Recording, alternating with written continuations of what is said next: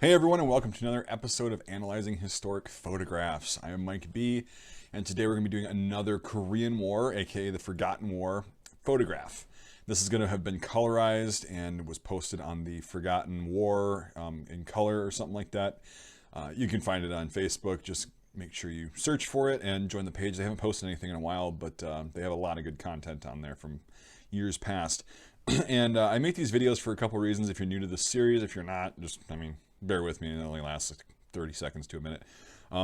One is they're very easy for me to make. They're very enjoyable for me to make. And people seem to like these, as I've gotten tons of positive feedback from the community. So I'm just going to keep making this series. It's fun to analyze these things. I learn stuff from looking at these photos, and it's just a good thing. Now, the second reason that actually serves a purpose for this is I've been contacted by educators who say that they're noticing that younger people are having a problem with analyzing historic photographs like this. They don't know the process. That it's hard for the method to kind of click. So I'm just gonna show people how I analyze photographs as a very amateur historian, and I'm going to just go through based on my knowledge, my level of knowledge. Now my knowledge it probably is different than yours. I either know a lot more than you, or I don't know anywhere near the amount that you do. So this is just going to be based on my knowledge or lack thereof, and my observations and my kind of analysis and my method of analyzing historic photographs. A picture's worth 1,000 words. We'll see how long it takes for my blabbermouth to get there on this video. So that's why I do these videos. If I miss something, which is highly likely, make sure you throw it in the comments. If you disagree with me on something or whatever, let me know. And if you just like this, also let me know in the comments. I like having historic discussions about this stuff, and so we keep history alive and keep it accurate. So anyway, here's the photograph. So right away, what hits you in the face is you see three main guys, and one guy's got a bandage on his leg. And you can see that, and that's what hits you in the face right away. They look like they're on a hill, and there's gear kind of everywhere. It looks like there was a firefight. If you get that reference. But anyway, it looks like there was some pretty heavy fighting that went on. These guys don't look like they're, fresh out of the barracks. They look like they've been out in the field doing some heavy fighting for a while. Now, let's just go from the human side of it first, and then we'll talk about the gear. So we'll start left from right. Left, you've got a guy standing up. It's kind of blurry in the background. Got a cigarette hanging out of his mouth in true American warrior spirit form. That's just American soldiers, just Marines. I mean, if you don't see at least one person, one soldier or Marine or airman or sailor in a photograph with a cigarette hanging out of their mouth, it's probably a fake photo. So that's obviously a joke, kind of halfway. I'm being hyperbolic, but it's very common so even today, if you see them with cigarettes hanging out of their mouth, it just is what it is.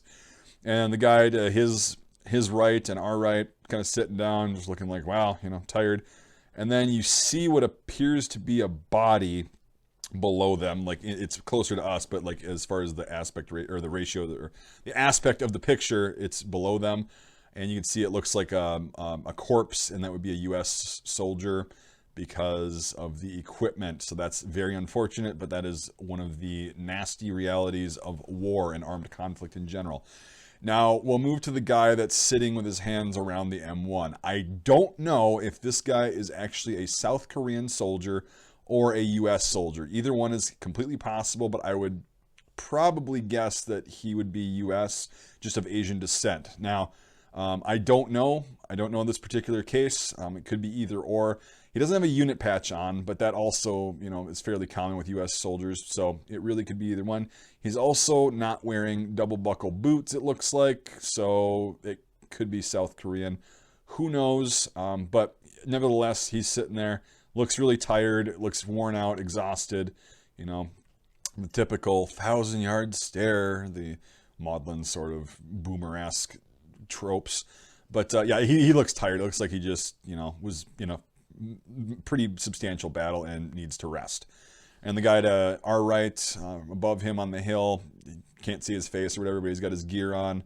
He's got the bayonet, canteen, etc. So that's pretty interesting. Now, the guy that's wounded, right?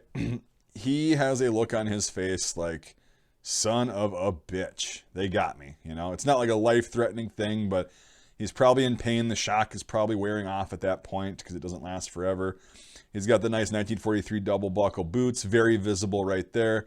His leg is showing. It doesn't look like it's completely mangled or something, but he's got obviously a wound right there. And he's sitting there like, get me the hell out of here. Just let me go. I'm tired. I'm hurt. I just want to go back and, sleep and recover. And God, that's the look that I perceive it as. It's just, and he's also pissed off and disappointed that he got hit. That's kind of that look in his face. Or he's probably just in pain. Who knows? That's my analysis. That's something you can disagree with, but that's pretty much what it looks like to me. Typical pissed off American that just got wounded in combat. Now let's go to the gear, and let's start with this guy that's wounded. The reason we know the unit that these guys are soldiers and not Marines is for several different reasons, but one being he's got a 3rd Infantry Division a 3rd Infantry Division unit patch on his left shoulder. He will be wearing a combat patch after he gets done with this tour because, yeah, that's how it works. But that's just his unit patch. So we can see these guys are from the 3rd Infantry Division, and this is apparently the context that I have is it's from 1951 on July 3rd, or we'll just say July of 1951. I don't know where this was exactly, but it looks like a pretty nasty fight just took place. Now, the guys in the background, we see they're just kind of sitting there. I don't know if those are, I can't really tell what those are. They might be North Korean or Chinese POWs. They look like they have hats on, but who knows? I'm not going to say anything on there because I have no idea. And I forgot to mention that the guy on the middle that's not facing the camera, you can't see his face, he's holding an M1 or M2 carbine. You can see the bayonet lug and the barrel sticking out over his right shoulder. So he's got also the M4 bayonet for the M1 or M2 carbine. He's got what looks like a shoulder bag, probably full of magazines or chargers. And then the guy that looks Asian, either the South Korean or the U.S. soldier, has got a bandolier on and his, standard rifleman's kit. He's got the 1923 cartridge pouch or belt. I forgot the name of that. It's just the M1 bayonet, I guess. And then a canteen, the M1 rifle. And then the guy's smoking a cigarette. He's got the same gear on. So these are just most likely infantrymen that were just in a fight, and the gear is strewn. You can see the canteen and the belt, the canteen pouch rather, and the belt is really close to the camera on the dirt. So that might be somebody's gave the wounded guy some water or whatever, but it looks like this guy's waiting for evac. So the firefight, the combat is temporarily over, and they're just kind of catching a breath, and this guy needs to get the hell out of there and get his wounds treated.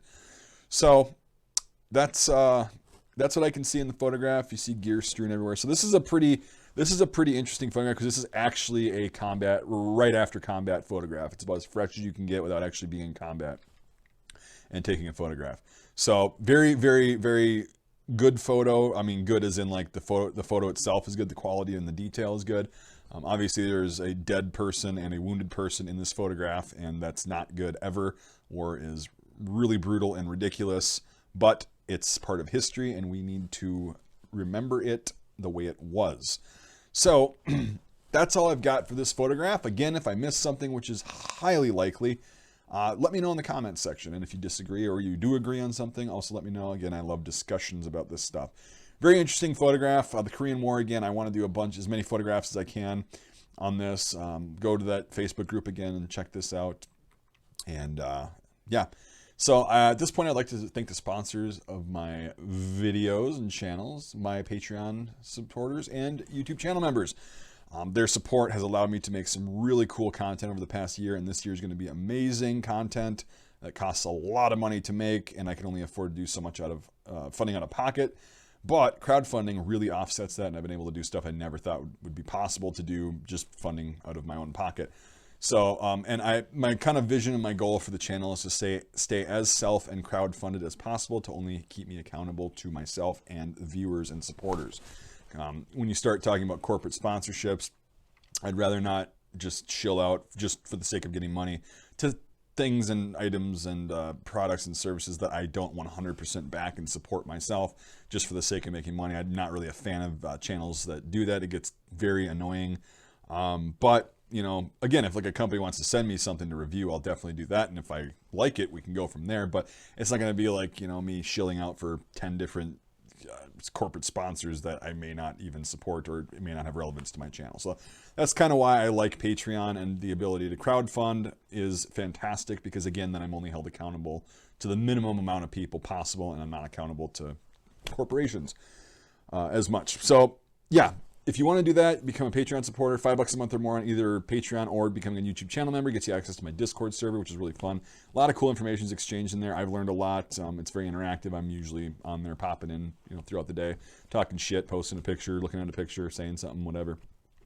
A lot of people on there already, a lot more than I ever thought were going to be on there, so that's a really cool thing. Anyway, if you can't support the channel financially, I totally get that. You can still support me if you so choose by doing what the YouTube algorithm favors and liking this video, aka giving a thumbs up, subscribing to my channel if you haven't already, and commenting, of course. And also, the best way you can support my work is by sharing this video out. I want to get this, especially the Korean War, stuff like this, I want to get this out there and spread out to get as much discussion started and hopefully spark a lot of interest as possible. So that's a great way. If you don't want to support me in any of those ways, you're supporting me by watching this video. So thank you to everybody, and I appreciate you watching so much. So we'll see you on the next episode of Analyzing Historic Photographs.